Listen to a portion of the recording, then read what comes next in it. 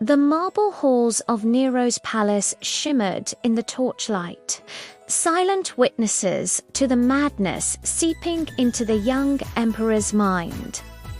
Rome had seen emperors drunk on power, but none like Nero. He didn't just want to rule, he sought to command beauty, love, and destiny itself. After the death of his beloved wife Poppaea, Sabina, woman he adored and, in a fit of rage, had tragically killed, Nero was a changed man. Her laughter haunted the palace corridors, her scent lingered in his chambers, and her voice echoed in his thoughts. Night after night, he'd call her name into the darkness, begging the gods to bring her back.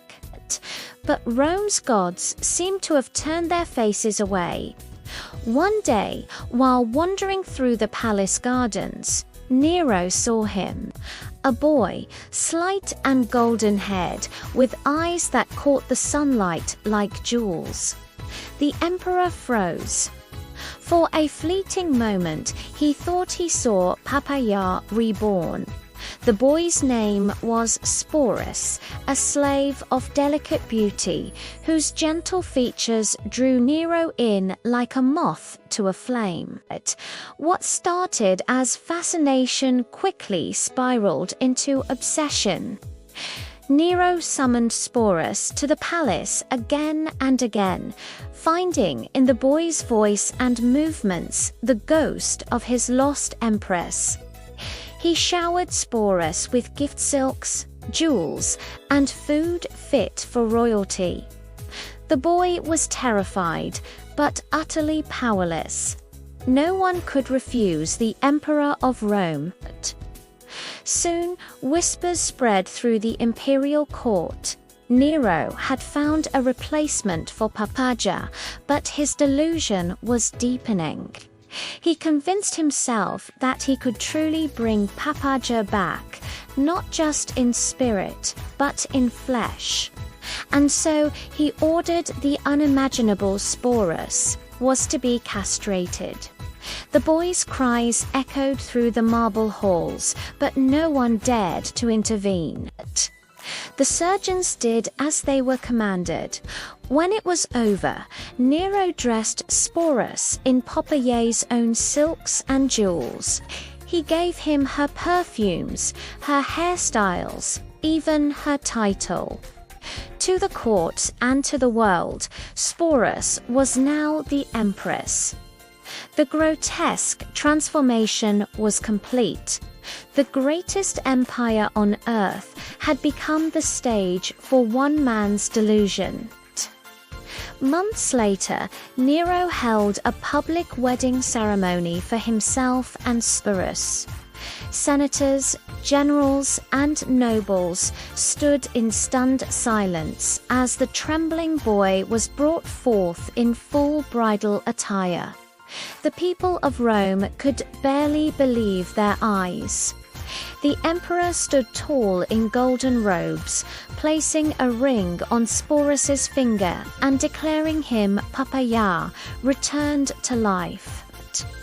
Trumpets blared, priests chanted, and incense filled the air for a macabre charade.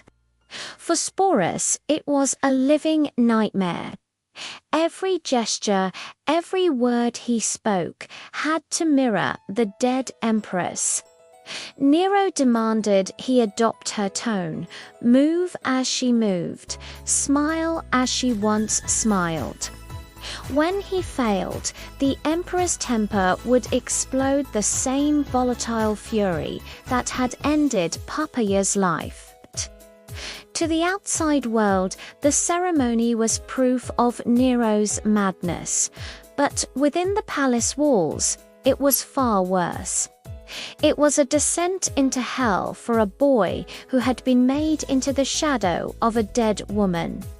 As Nero paraded through the streets with Sporus by his side, the people of Rome watched in horror.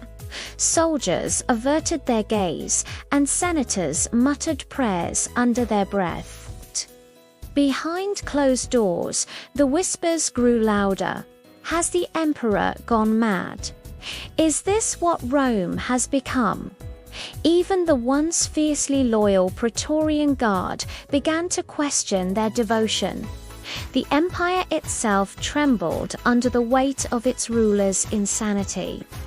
And through it all, Sporus endured silent, pale, and broken. He stood beside Nero at games and feasts, a living ornament dressed in silks and gold, forced to smile while his heart screamed for freedom. He was both a prisoner and a prize, a living memory of a woman whose death had shattered the mind of the most powerful man on earth. But even madness has its limits. In 68 AD, rebellion erupted across the empire.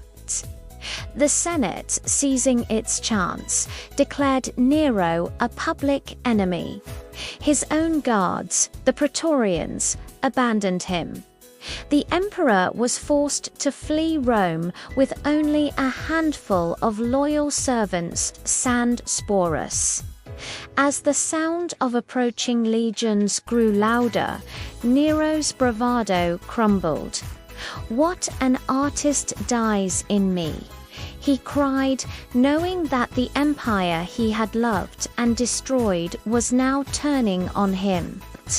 He begged Sporus to stay with him until the end, calling him Popaja one last time. The boy, hollow and numb, could only nod. When the soldiers finally closed in, Nero could not face capture. He pressed a dagger to his own throat, whispering to Sporus, "Do not weep. My love, we will meet in another life." Moments later, the emperor of Rome was dead. In the chaos that followed, Sporus was passed between Nero's enemies, powerful men who mocked him, calling him the Empress of Madness. One of Nero's successors even took him in, treating him with a twisted affection. But the scars ran too deep.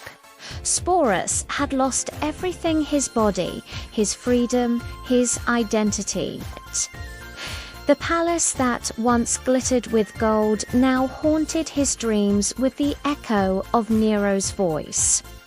Years later, when yet another ruler sought to humiliate him publicly by parading him as a joke, Sporus made his final choice. Rather than endure another degradation, he took his own life, ending the tragic story that had begun with an emperor's obsession. Rome tried to forget, but whispers of the tale endured. Poets and historians wrote of Nero's madness, chilling reminder of how love, when poisoned by absolute power, becomes a force of pure destruction.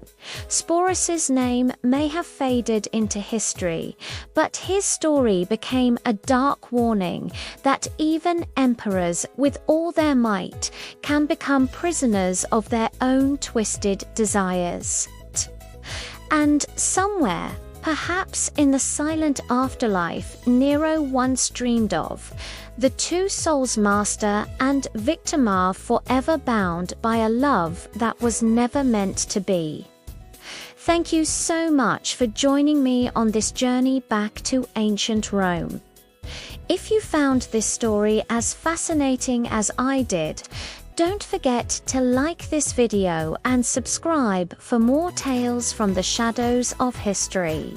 We'll see you next time.